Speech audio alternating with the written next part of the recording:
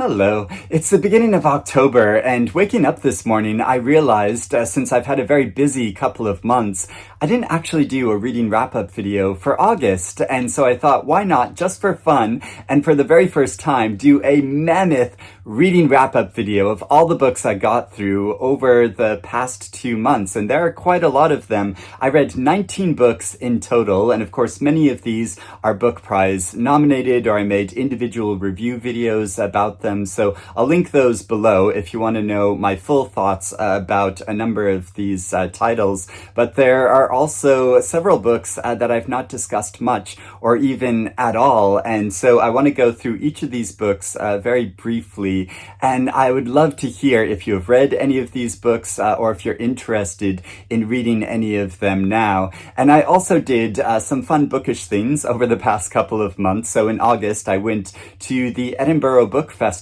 for the first time in many years, and it is such a beautiful city and it is such a fun time. I saw a number of authors reading, but there's also the Fringe Festival going on in August at that time, and so saw a lot of theater as well, and I made a whole vlog about that experience, and I got to meet and talk to Madeleine Tien, whose The Book of Records is one of my favorite books that I've read this year, and it was really touching being able to speak to her, and she told me about how she went and had a swim in the sea that morning, which must have been incredibly cold, but is also very relevant to this book. So that was absolutely wonderful. And I also got taken away for a weekend because it was my birthday at the beginning of September. I got a surprised weekend away to the city of Bath, which is another very beautiful city, and one which I first visited many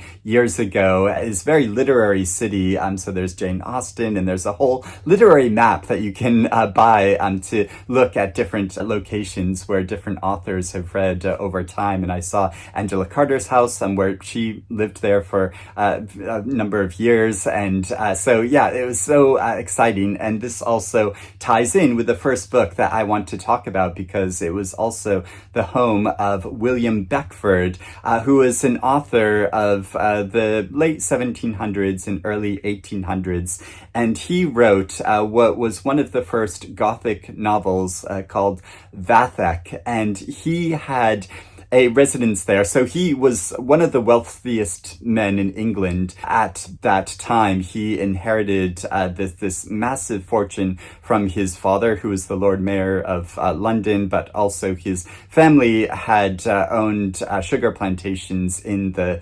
Caribbean, and so they had their ill-begotten gains. And William Beckford, he kind of squandered a lot of them. He had these grand ambitions to build this giant tower, which it was so ambitious that it kept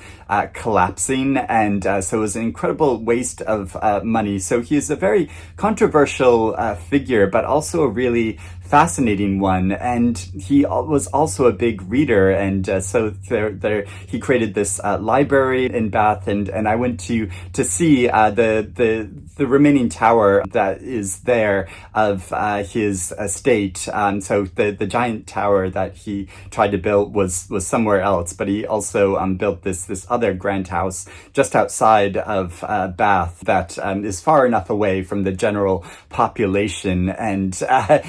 it was so fascinating seeing this estate and going up in this tower. But also my husband very kindly gave me this for my birthday, this old copy of Vathek, which I never read before, and so I read aloud to him. And it comes, this was published in the 1950s, so it was first published in, I think, the 1780s, and so it comes in this slip case, and yeah, it's a very curious novel, and also you could read a lot into this about the psychology of this man, this conflicted man, William Beckford, because at the center of this story, it's there's this is a very like problematic classic now because there are it's kind of has this fascination with the Orient, and there are a lot of racial stereotypes in this, and it's very classist, but it's almost so over the top, this story, that you kind of just go along with it and can't take it seriously. And so while I was reading it aloud, I was frequently laughing about just the absolute pomposity of it, and also it's an incredibly weird story. So at the center of this story is a very privileged man who he sees himself as kind of the lord of all of his surroundings, and he just wants to live in a giant tower. So yeah, it's very related to William Beckford's life, but he and his mother, who has kind of witchy properties about her, they scheme to make this deal with a kind of demonic figure to acquire untold riches, and they make all of these bargains in order to obtain these things, and including collecting a number of children and just throwing them into a pit as a sacrifice. And so yeah, it's so kind of over the top, and there are so many weird and wild things that happen in this story that yeah, it was very entertaining to read, but also I think very telling about William Beckford himself. And of course it's very atmospheric in how it creates this level of tension and sort of sinister things that are going on. And yeah, so an absolutely fascinating individual and novel from history that's yeah, kind of started off this Gothic tradition. And the next book I want to talk about, which is very different from that previous one, but one which I think is so important and powerful, is Looking at Women, Looking at War by Victoria Amelina, who was a Ukrainian novelist, and she was on holiday with her son in Egypt when the full-scale invasion of Ukraine occurred. And so she took her son to Central Europe and left him with some family members there, and then returned to Ukraine because she was aware of the atrocities which were occurring, and she wanted to help and to document the war crimes which were going on. And so this follows her harrowing journey there, and the notes she took, the conversation she had, the very brave women that she met with who were trying to keep the country going, trying to help the general population, and trying to document the crimes which were taking place. And she did this herself through a number of different meetings, and she paid for it with her life. She was killed in a Russian bombing when she was at a restaurant, and she had mostly completed this book when she died. And so it has been collected together and published with a foreword by Margaret Atwood, and it's so heartbreaking when it gets to some sections where the editor gets into the narrative about how there were certain sections which were left uncompleted, or there were just kind of notes for certain sections. But the majority of the book is intact as she intended it, and it is such a moving account of the people she met, about what life was really like in Ukraine, and still continues to be like, as the country is still at war and has been wrongfully attacked by Russia, and the many people that are dying and the struggles that are going on, but also how everyday life is just persisting, and how libraries and the courts, the general population are trying to keep them going and trying to keep as much a semblance of ordinary life as possible. And it is so heartbreaking knowing that she has left behind a son, but she felt it was so important to document this, that she was prepared and was conscious that she probably might die in this, and she in fact did. And there's an incredibly powerful conversation that she has with the author Philippe Sands, who blurbs this book as well, talking about the nature of genocide and the actual process of trying to take some of these crimes to court, to an international court, and to be how to hold individuals and a country accountable for what they have done to another country and its population. And so this won the Orwell Prize for nonfiction this year, and I went to that ceremony, and there was a very touching speech by the editor and Victoria Amelina's widowed husband, and so I made a vlog about that, and I'll put a link to that below if you want to see their speeches. But I think this is such an incredible book. I found it so gripping and heart-wrenching, but also very, very informative. It gave me such a different perspective about the country. And so I read this after reading Endling by Maria Reva, because I wanted to get a more inside look at the country. And so I'd highly, highly recommend this book. It was International Translation Day recently, and so I thought, why not take this opportunity to read a book that I've been meaning to get to for ages, which is Kim JiYoung Born 1982 by Choi Nam-Joo, translated by Jamie Chun. And this story follows a woman born in South Korea throughout her life, and the misogyny she experiences basically from birth, and it gives a kind of account of the many instances that this has affected her throughout her life, through her childhood and her relationship to her parents and her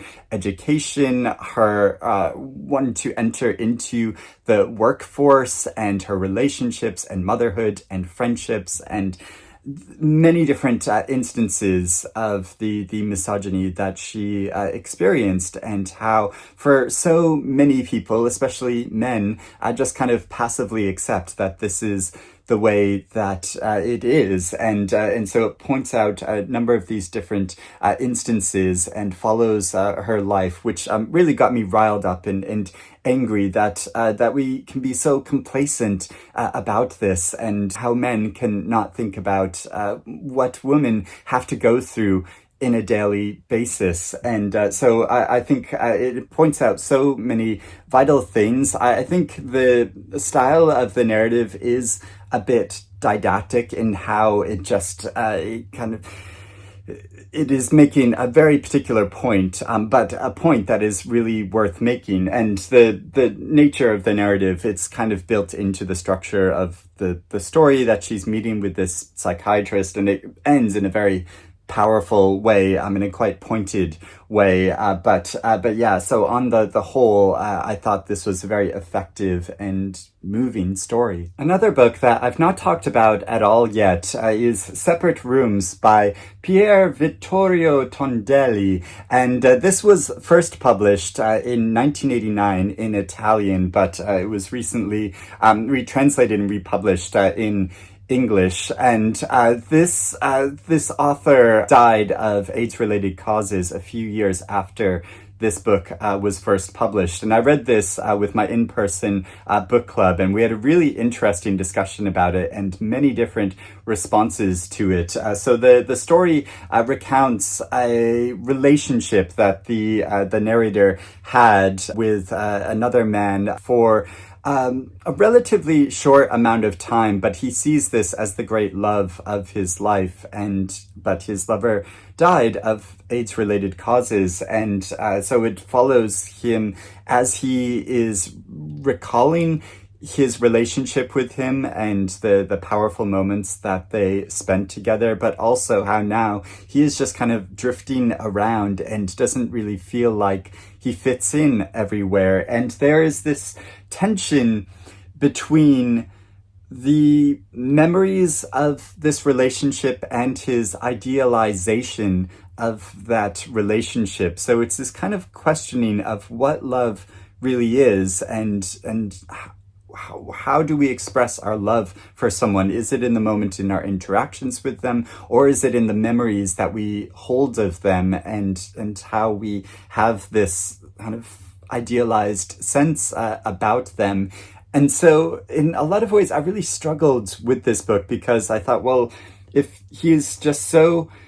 engrossed in these memories that it's not really necessarily related to the actual person that he was with and that he lost. But at the same time, this is all that he has been left with because their relationship came to an abrupt end because of this illness. And so yeah, I wasn't really sure what to make about this book, but overall, I found the style of the writing, there's a lot of meditative passages about the nature of love, and I find this kind of extended meditation where you can think up dozens of metaphors for what love is, and but that in total, that doesn't really necessarily add up to anything. I much more appreciated the concrete details of their interactions with each other and kind of the messiness of their relationship rather than just him kind of sitting back and pondering about the nature of love, which I found more pretentious, and I found it to be very apt that this comes with an introduction by Andre Osmond, whose writing also I find I struggle with a lot, in that I find some of it kind of too ponderous and pretentious, where but there are also really powerful emotional stories at the center of about this book and Andre Osmond's book. So yeah, I struggled with this book a lot. Some people in the club absolutely loved this book, but I was somewhat more critical of it. And before I get into some of the prize nominated books that I read over the past couple of months, I have to highlight again Buckeye by Patrick Ryan, and just how much I absolutely loved this novel that follows two couples from the early 20th century to the end of the Vietnam War, and living in a small town in America, and the secrets that many of these individuals hold and the tensions between them, but how a chance meeting creates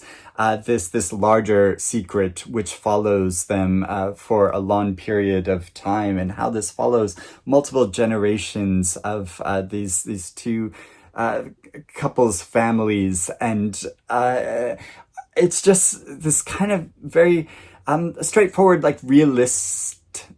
realism that he uses in the narrative, but is just so effective in conveying these characters' lives and their inner realities and struggles, and how it moves between their different perspectives and what they are going through. I was just completely swept up in this story and just loved it so much. And there are so many moments and details of it that I can just recall and think about, like how one of the characters' kisses tastes like Necco wafers. And I grew up loving eating Necco wafers, which are just these silly little sweets, these kind of flavored,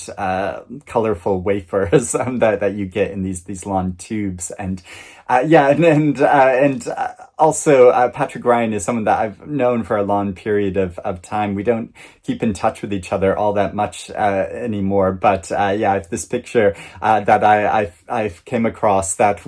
of a meeting we had in New York City, and this must have been, like 15 years ago or so. And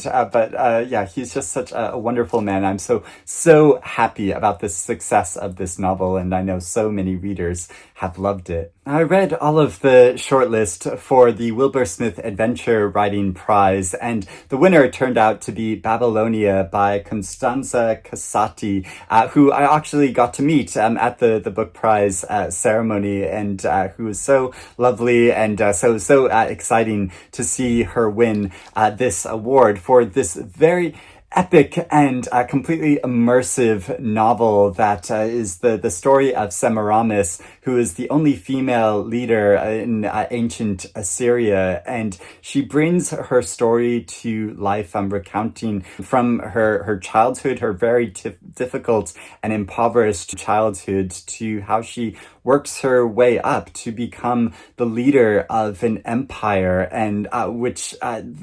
her journey is so gripping, and but also she comes across as such a fascinating, dynamic character who is so intelligent and astute, and how she is able to maneuver her way into this position to use her intelligence and capability to learn about physical battle and war, but also how to navigate the politics of the courts, the royal courts at that time, and how she maneuvered her way into this position. But there are also so many fascinating peripheral characters in this story that I grew really attached to and was fascinated by. There are so many gripping bits of conflict and war. There's a sort of siege of a city, which is very dramatic. And I just think it's a absolutely sweeping book that just completely took me away to another time period, and so I think a very worthy winner. And there is Sycorax by Nydia Hetherington, and this story, which recounts the life of a witch from her childhood to her adulthood, and becoming the mother of Caliban from The Tempest, and how it links into that Shakespeare play in that way, I think is so clever and interesting, so that it is a story really worth sticking with. I did struggle a bit at the beginning of this story with her childhood and realizing her powers and kind of communicating with rocks, but as she becomes an adult and tries to integrate into her community, the sense of isolation that she feels and estrangement, but also how she is really struggling with a physical disability and issues that she is our kind of genetic condition that she is inherited, and how it portrays her struggle with that, I thought was really powerful and really well done. And this is a very artful novel. A House for Miss Pauline by Diana McCaulay. I was surprised that this novel wasn't listed for this year's Women's Prize for Fiction, because it seems like a perfect book for that, about a 99-year-old protagonist who has lived in a certain area of Jamaica for her entire life and is very connected to her home, and she believes that her home starts speaking to her, and she can't tell if this is a hallucination or if this is something which has actually happened, but there is a secret in her past which she has to confront, and she looks into her family history and how this ties in with colonialism and the complex nature of so many individuals' lives in Jamaica, and so it looks into her past and her history, and she goes on this journey, even though she is 99 years old, to connect with a estranged family member that she never knew that she had, and her voice is so powerful and vibrant. It just carried me through this book. I was so gripped by it, and because she does not, she is nobody's fool. She states her mind and her position, and I loved her for that. Incredibly intimidating figure, but also one that possesses so much strength and power, and to write about a character in the late stage of her life in this way so vividly, I just found a joy to read. Redemption by Jack Jordan is a very tense story. This is a thriller that follows three different characters on this absolute madcap journey. So there's a young gay man who committed a crime accidentally when he was driving and killed a young boy, and so he went to prison for this, and he has now been released from prison, and the mother of the boy who died doesn't believe that he has been adequately punished, and so she goes on this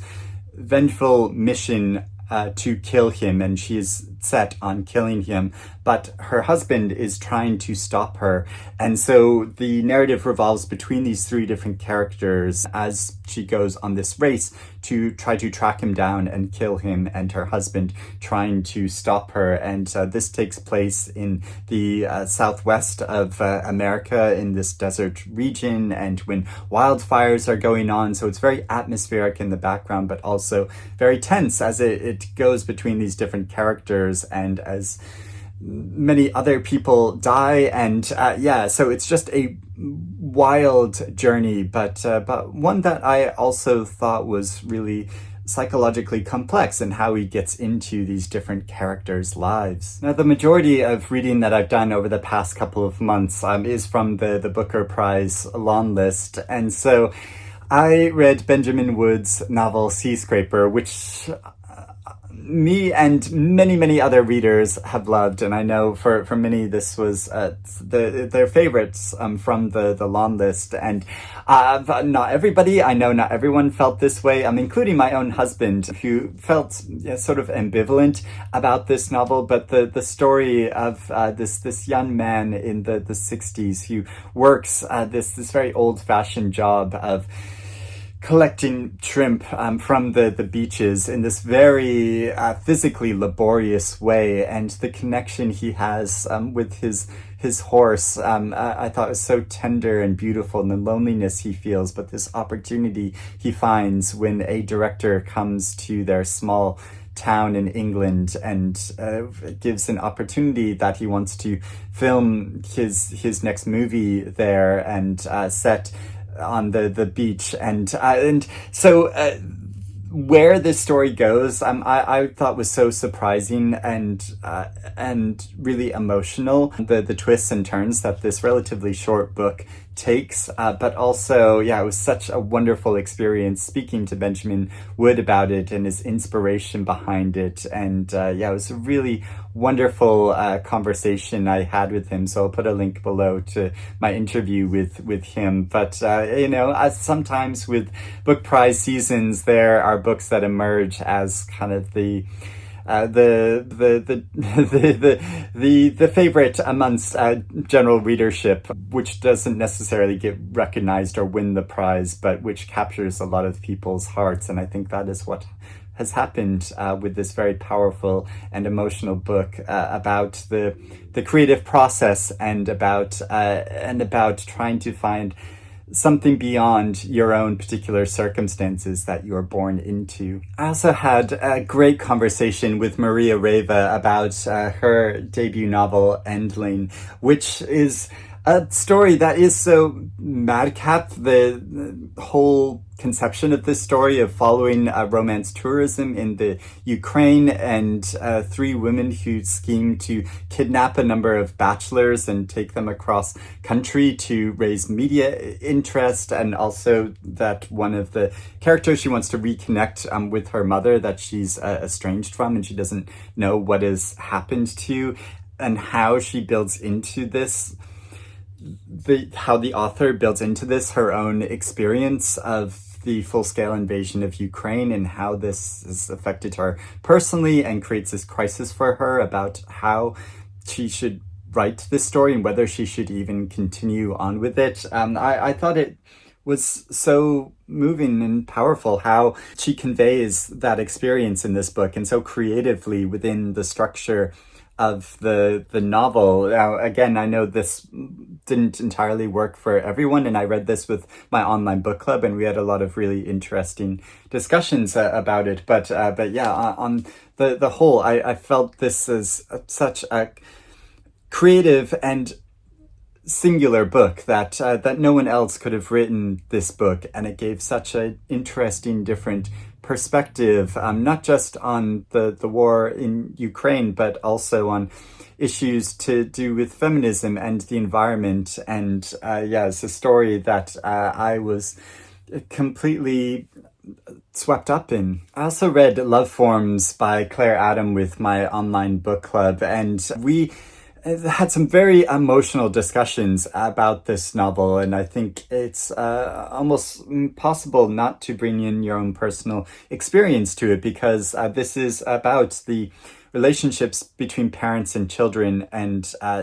even when those relationships are completely unknown, as it follows a woman in Trinidad who, when she was only 16 years old, became pregnant and was taken away to Venezuela to give birth to this child and immediately give up this baby. And ever since, she's been wondering what happened to this baby, and we follow her much later in her life as she is contacted by someone who might be her lost daughter, and following the tension of that, but also as she describes the experience of her life, tries to give an account of her life kind of for this child who she has never known. It's not explicitly said that this narrative is for that unknown child, but the way that she describes her experience and upbringing and life is like a way of trying to explain who she is to this daughter that she has never known. And so even though it's filled with a lot of seemingly mundane detail about her life, that I feel like it builds to this sense of she is trying to articulate to her child and to herself who she really is, and why she feels this strong connection and desire to reconnect with this child that she has never known. And I found the beginning and end of this book so powerful, the way that this book ends, the story and her experience, this was a really involving story. It's been interesting seeing responses to Flashlight by Susan Choi, because I feel like this is a novel that a lot of readers have struggled with slightly, because there's a lot in this book. It is slightly unwieldy as it tells this story, but the history that it is covering and the complicated nature of this central family, I think is really difficult to explain in something that it can't be just kind of neatly contained in a straightforward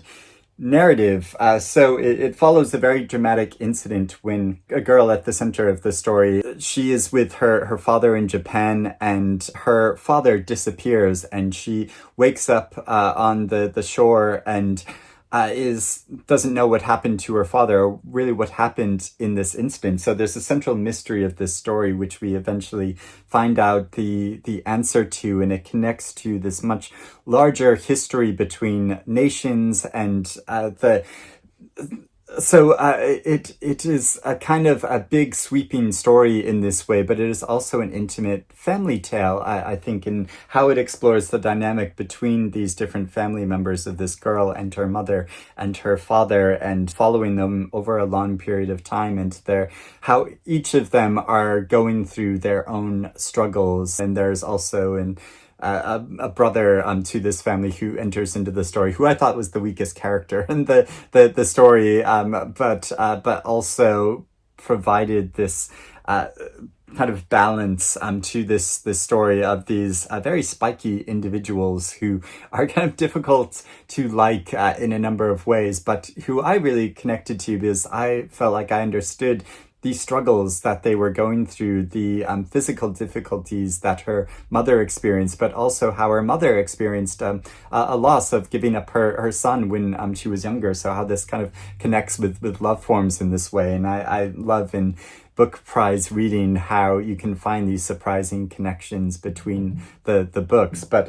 also how it explores this girl who is struggling to understand and figure out who she is. And so yeah, I felt like overall this novel is really powerful and builds up to something much bigger, both in a personal way, but also in exploring issues to do with nations' politics and national identity. It's really exciting seeing all of the responses from readers now that The Loneliness of Sonia and Sunny by Kiran Desai has finally been published. I know a lot of readers have been frustrated they've not been able to get copies of this until now, but now that it's been shortlisted, everyone can read it and we can have lots of discussions about it. And this was completely epic story following two family lines, and but these two characters of Sonia and Sunny in particular, and the conflict they feel between living in America and their heritage in India, and trying to figure out their own place in the world and their connection with each other. Not so much their romance with each other, though there's a bit of that, but about how they as individuals want to succeed professionally as a writer and a journalist, and how their pasts and histories impacts upon this. And I don't feel like everything about this novel works. There's there are aspects, especially towards the end and how it concludes, which I won't give any spoilers yet, but I did get into that in the end of the video that I made specifically about this book and my issues with it. But overall, I felt this was a continuously involving and engaging book, a story that I was completely swept up in and captivated by. But there are also so many moments of this. There's a very powerful moment when Sonia she gets this kind of job as a kind of travel writer and goes to Africa, and there is a very powerful scene there that occurs, which is just stuck in my mind and really stayed with me. And if you read the book, you know what I'm talking about. But there are also many other moments in this story that I can recall and think about. And I think that it's so interesting now, getting so many more responses from other readers and hearing how people are discussing this book. One Boat by Jonathan Buckley was a much shorter book than Kiran Desai's novel, but one that took me quite a while to get through, because even though it is so short, it's one that I just really struggled to want to go back and read, because following this story of a woman who travels to a small town on the Greek coast after her father has died, and both her parents have now died, and this is the place that she went to when her other parent died initially, and following her interactions with a number of the locals and the conversation she has with them and the observations that she makes about her surroundings. There are some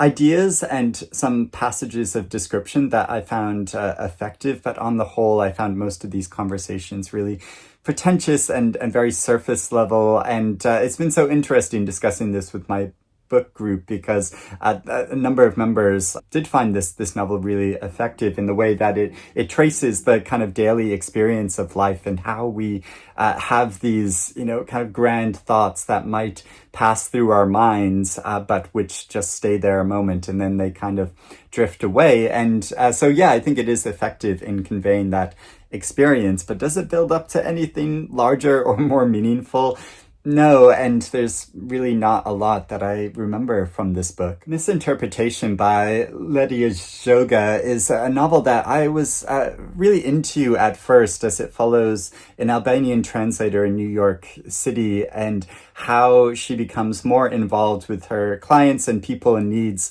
life than is necessarily healthy for her, and especially not for her relationship. And so she invites some people into her home and to stay with her. And this has been something which has happened in the past, and which her male partner is growing very tired of. And so there's a lot of tension in their relationship, but also she feels this need to connect and give to people who are clearly in a lot of distress and who've experienced a lot of trauma and continuing to experience a lot of trauma. And so, the setup of this book I found really compelling, but the story as it goes on, I just found quite meandering, and it didn't really get into her own particular history or the larger histories of the main characters involved in a way that I felt built to a message that I could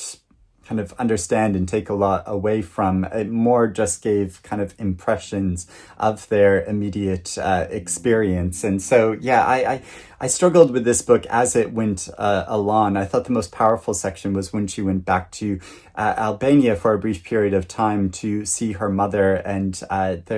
her experience there and her relationship with her mother. I just thought that was so well drawn. But so a really promising book and promising new voice, but yeah, one that I didn't feel was entirely successful. The Rest of Our Lives by Ben Markovits is a novel that I really struggled with. I think partly because I just found the central character of this quite irritating and or just not all that engaging. And so following his story and his journey, I really struggled with as he embarks on taking his youngest child, his daughter, to college, and how this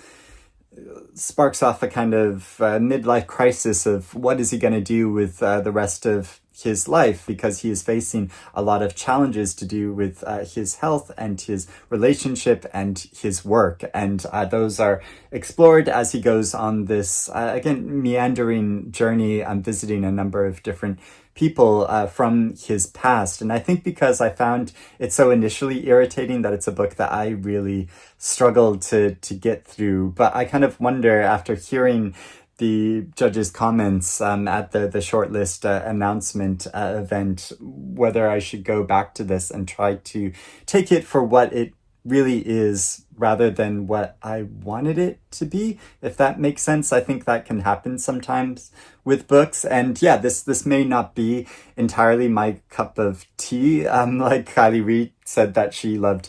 reading it because all the basketball in the book, and I'm not someone that is interested in basketball or sports at all. So I really struggled with all of the basketball bits in this novel as well. And but